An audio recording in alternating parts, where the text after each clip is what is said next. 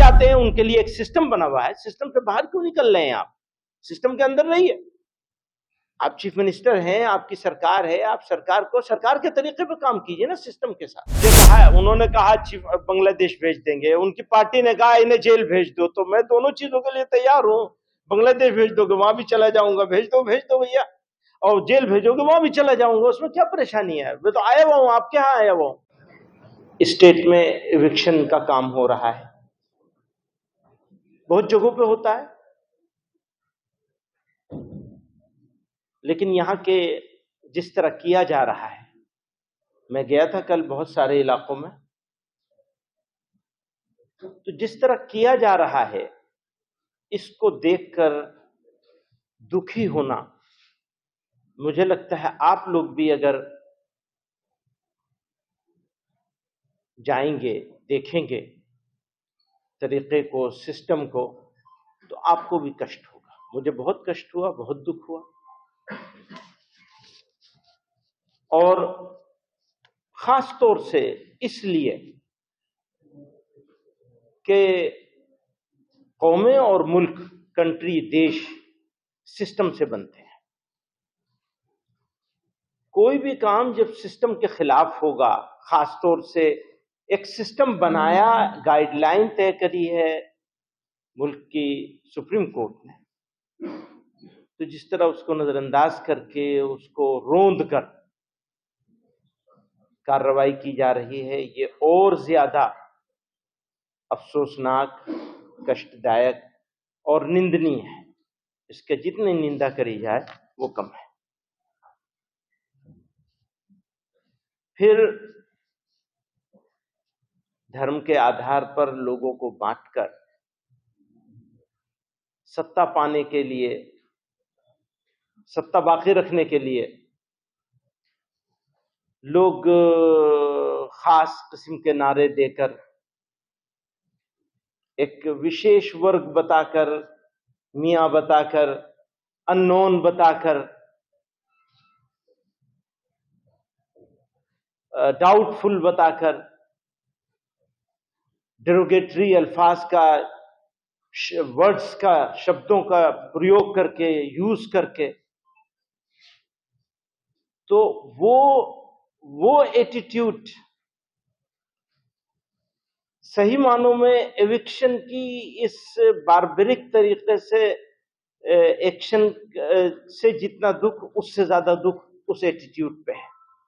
अगर कोई डाउटफुल है तो डाउट क्लियर करने का तरीका मौजूद है, आप वो क्यों नहीं इख्तियार करते? अगर कोई फॉरेनर मौजूद है तो उसको डिपोर्ट क्यों नहीं किया जाता? हम तो उसका विरोध नहीं करते। कोई फॉरेनर हो, विदेशी हो, यहां रहे, यह हमको मंजूर नहीं, कभी मंजूर नहीं। इसको प्रेज नहीं किया, नहीं, मैंने कभी प्रेज नहीं किया, सॉरी, आपको कुछ गलत मिसअंडरस्टैंडिंग है। देखिए, आसाम में भी और भारत भर में हजारों साल से यूनिटी रही है। ये यूनिटी रहनी चाहिए, इस देश का इसमें भला है, फायदा है यूनिटी रहने में। और हाँ, कोई गलत है किसी का तो उसे टोका जाना चाहिए, ठीक किया जाना चाहिए। कहीं भी कुछ गलत हो उसे ठीक किया जाना चाहिए, बस इतनी सी बात।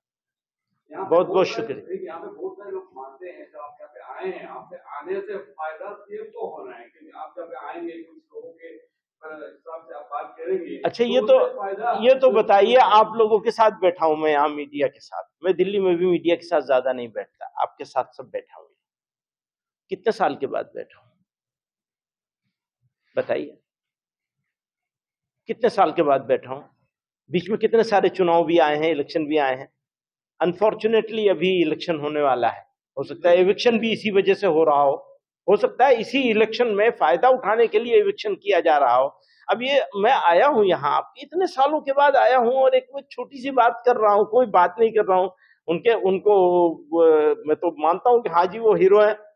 अब इस वजह से अगर आपको लगने लगा है कि मैं उनको फायदा पहुंचाने आया हूं, तो फिर आपको लगने लगे, किसी को भी लगे, हाँ किसी को भी लगे। जी हाँ, आपने मेंशन किया है, तो एक बात चल रहा है कि ऑपोजिशन जो बीजेपी का ऑपोजिशन है वो डिवाइड हो जाता है और बीजेपी बार बार रूल पे आता है। तो आप देखिए मैं नॉन पॉलिटिकल हो गया, ये ऐसा कोई इनिशिएटिव लेंगे कि कांग्रेस सारे ऑपोजिशन एक हो ताकि बीजेपी को हराया जा सके, ऐसा कोई इनिशिएटिव नहीं, ये मेरा मैंडेट नहीं है, मेरी फील्ड नहीं है, मेरा काम नहीं। शुक्रिया बहुत। तो इनके सवाल के जवाब में कहा मैंने। जेल जाऊंगा लेकिन वो भाई मैं वो तो कह रहा हूँ, मुझे कहा है, उन्होंने कहा बांग्लादेश भेज देंगे, उनकी पार्टी ने कहा इन्हें जेल भेज दो, तो मैं दोनों चीजों के लिए तैयार हूँ। बांग्लादेश भेज दोगे वहां भी चला जाऊंगा, भेज दो भैया, और जेल भेजोगे वहां भी चला जाऊंगा, उसमें क्या परेशानी है। मैं तो आया हुआ हूँ, आपके यहाँ आया हुआ हूँ, आपके पास आया हुआ हूँ। पीपल के लिए आपका डिमांड क्या है? क्या मैंने बताया जो कुछ है सुप्रीम कोर्ट के हिसाब से होना चाहिए, उसके हिसाब से वो भारतीय नागरिक हैं अगर, तो उनका रिहेबिलिटेशन का काम होना चाहिए। भाषा बात वो तो नहीं रहा है अभी, सीएम तो एग्रेसिव जा रहा है, तो आपका क्वेश्चन क्या हो? तो बोल रहा है कि होगा, अब वो जो समय आएगा बताएंगे, जो हम लोग जो लड़ाई लड़ सकते हैं लड़ेंगे, छोड़ेंगे नहीं इसको। ये वो बोलते हैं तुम जीरो हो हम हीरो हैं, तो हाँ भाई आप हीरो है, हमने मान लिया आप हीरो है, तो भाई आप ही हीरो है, हम तो जीरो ही है।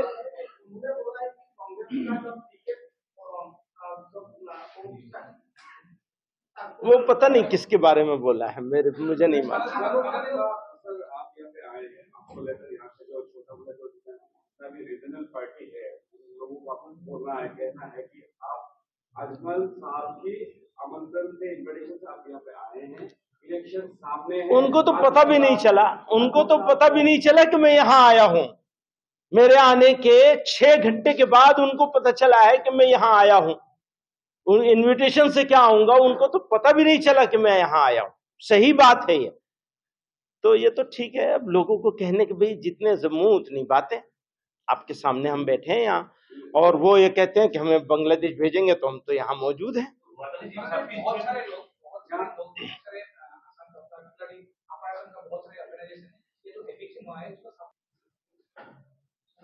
क्या कहें, एविक्शन मैंने कहा सारी दुनिया में, सारे देश में जगह जगह एविक्शन होता है, और एविक्शन के लिए सुप्रीम कोर्ट ने गाइडलाइन दी है।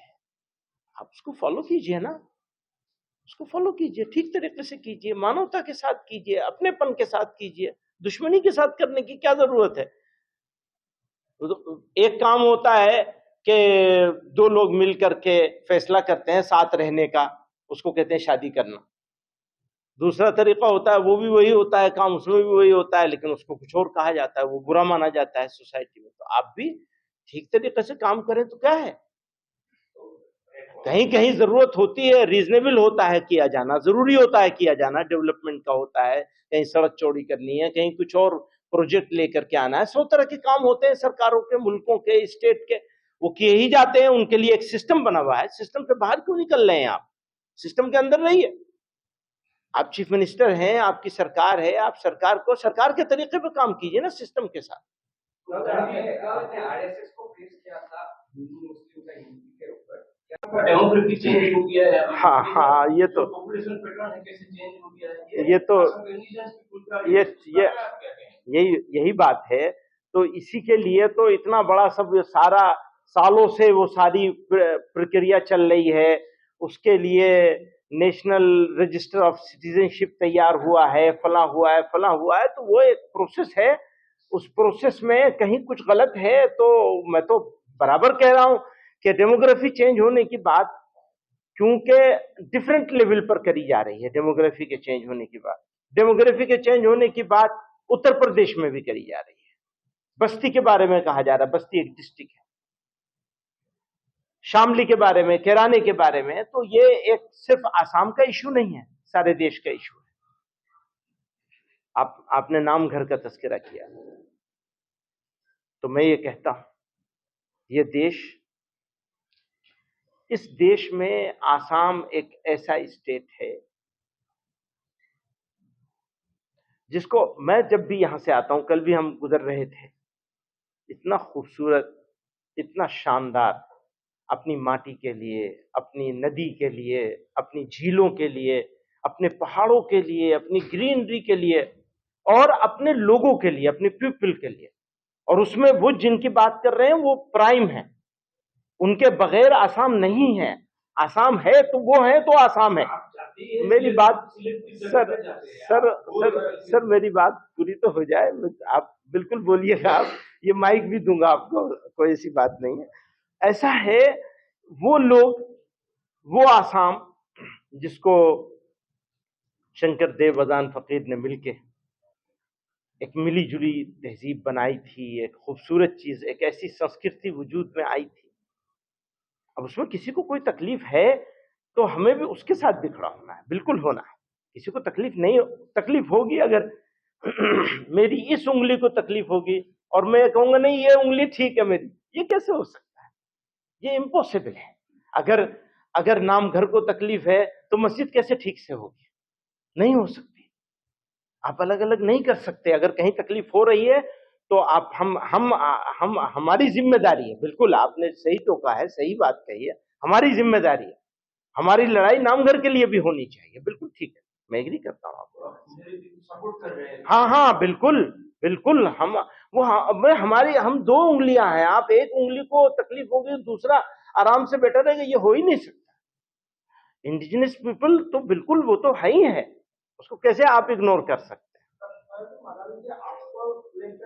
उनका काम है मॉनिटर करना, उनका काम है मॉनिटर करना, वो अपना काम करे, ठीक है। वो आपसे डरते नहीं है, आपका क्लियर स्टेटमेंट किया है सेंट्रल गवर्नमेंट के लिए और उनका पार्टी। भाई वो एक स्टेट का हेड जो होता है वो स्टेट के गार्जियन की तरह होता है, स्टेट का हेड, और वो इलेक्टेड हेड है। जो भी इलेक्टेड हेड होगा वो स्टेट के गार्जियन की तरह होगा, तो उसको मुझसे डरने की क्या जरूरत है? उसको डरने की कोई जरूरत नहीं है। अब वो कह रहा है कि वो डरते नहीं है, तो वो जाने, उनसे पूछे कि भाई तुम डरते क्यों हो जो कह रहे हो कि डरते नहीं है, तो उनको बताएंगे।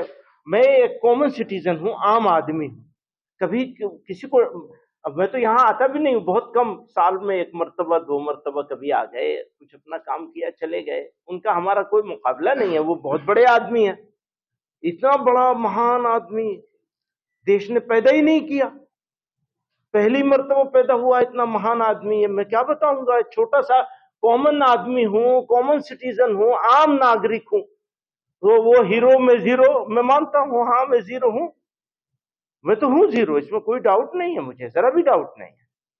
तो बहुत उनका शुक्रिया। हाँ ये बात है, मैं आ गया हूँ, वो कहते मुझे मिल जाए तो मैं मिल गया, कल से मैं उनके पास हूँ, उन्हीं की स्टेट में हूँ, वो भेज दे। अच्छा और सुनिए, बांग्लादेश की बात क्यों करी है उन्होंने? जानते हैं क्यों करी है? हर मुसलमान को बांग्लादेश भेजने की बात करते हैं। जब मेरे जैसा आदमी जिसका बाप और दादा दोनों भारत की स्वाधीनता संग्राम में 20 साल जेलों में रहे, और एक जगह की जेल में नहीं 6 जगह की जेल में रहे, उनको आप ये कह रहे हैं बांग्लादेश भेज देंगे, बहुत अच्छे, बहुत खूब। मैं कहता हूं जिस मुल्क में, देश में जो नफरती चिंटू लोग हैं ना, उन्हें सबको पाकिस्तान चले जाना चाहिए, यहां रहने की जरूरत क्या है? ये देश तो खूबसूरत देश है, यहाँ तो भाईचारा, आपसी मोहब्बत, सम्मान, वो उसके साथ जीने का मुल्क है। ये मुल्क ने इतने सालों में इतनी पुरानी सिविलाइज्ड हिस्ट्री है इस देश की, आज की थोड़ी है, 5,000 7,000 साल पुरानी। हम गर्व के साथ कहते हैं कि हम सबसे पुरानी तहजीब है। ये देश की जो संस्कृति है ओल्डेस्ट संस्कृति है, ओल्डेस्ट सिविलाइजेशन है। तो वो ओल्डेस्ट और ग्रेटेस्ट सिविलाइजेशन कैसे हुई है? ऐसे शब्दों के बोलने से, ऐसे स्टाइल के होने से। फिर भी बड़े आदमी है भाई, बड़ा आदमी तो बड़ा ही आदमी होता है, ताकत है, शक्ति है, बड़े हैं, जो चाहेंगे करेंगे। यही मैंने कहा कि ये समय पर इसके बारे में फैसला किया जाएगा। मैं अकेला आदमी नहीं, पूरी संस्था है। नहीं, वो तो मैंने नफरती चिंटुओं के बारे में कहा है। शुक्रिया बहुत, थैंक यू।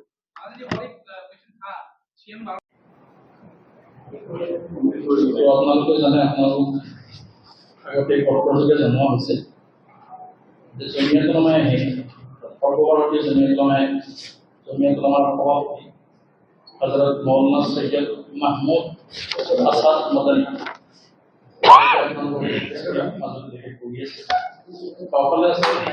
সৰ্বভাৰতীয় জমিয়তলমাৰ সাধাৰণ সম্পাদক হজরত মৌলানা হাকিমুদ্দিন কাসমি সাহেব আৰু সোঁফালে আমাৰ বহি আছে তেখেতক অসম ৰাজ্যিক জমিয়তলমাৰ অতিৰিক্ত সাধাৰণ সম্পাদক হজরত মৌলানা আব্দুল কাদিৰ কাসমি সাহেব আপোনালোক এড্ৰেছ কৰিব সৰ্বভাৰতীয় জমিয়তলমাৰ সভাপতি হজরত মৌলানা সৈয়দ महमूद आसाद मदनी साहब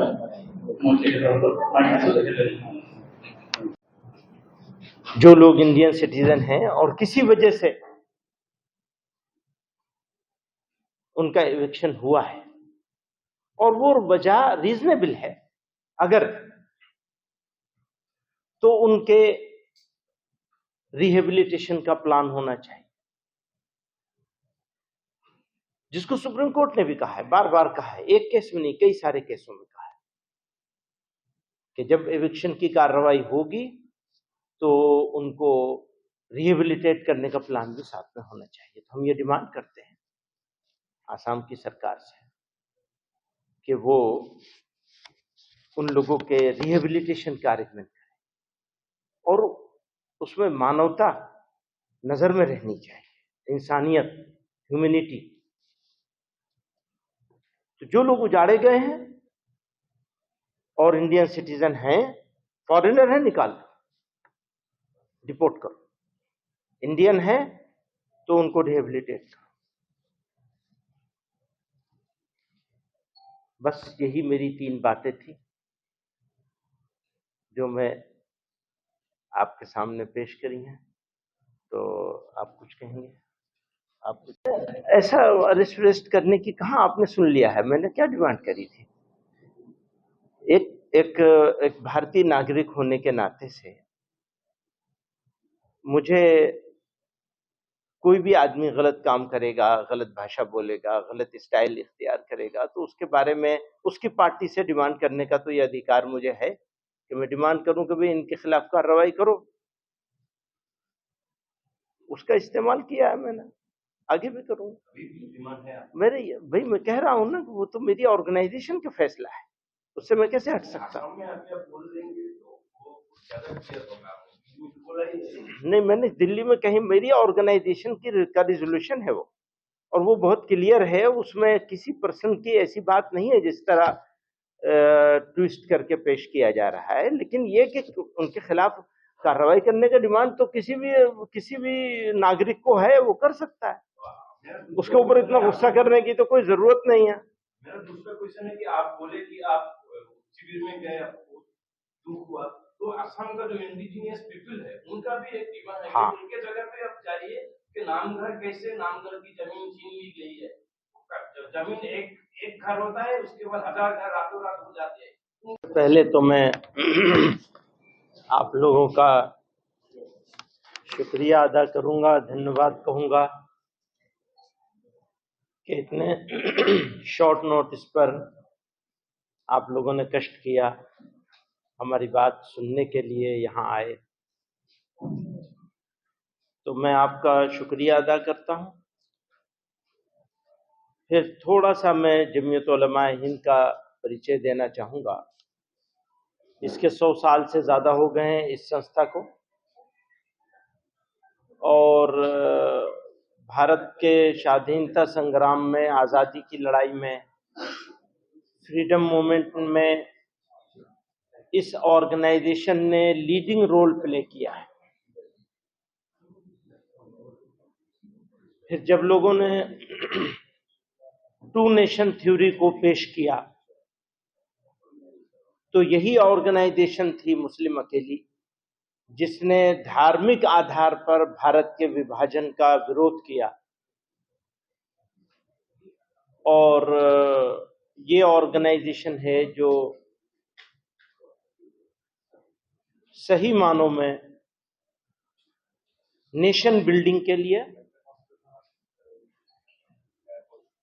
इश्यूज को लेकर नेशनलिस्टिक अप्रोच के लिए सिर्फ अपने मानने वालों में भी नहीं बल्कि विरोधियों में भी ये बात मानी जाती है कि हाँ, ये ऑर्गेनाइजेशन जब बात करती है, जब काम करती है, तो सिद्धांतों की बुनियाद पर काम करती है, अपनी हिस्ट्री को नजर में रख करके बात करती है और धर्म के आधार पर काम किया जाए, ये इसका विरोध इसकी बुनियाद में है। इस थोड़े से बहुत ही शॉर्ट इंट्रोडक्शन के बाद मैं आज के इशू पर आता हूं, जिसके लिए हम लोग यहाँ आपके साथ बैठे हैं।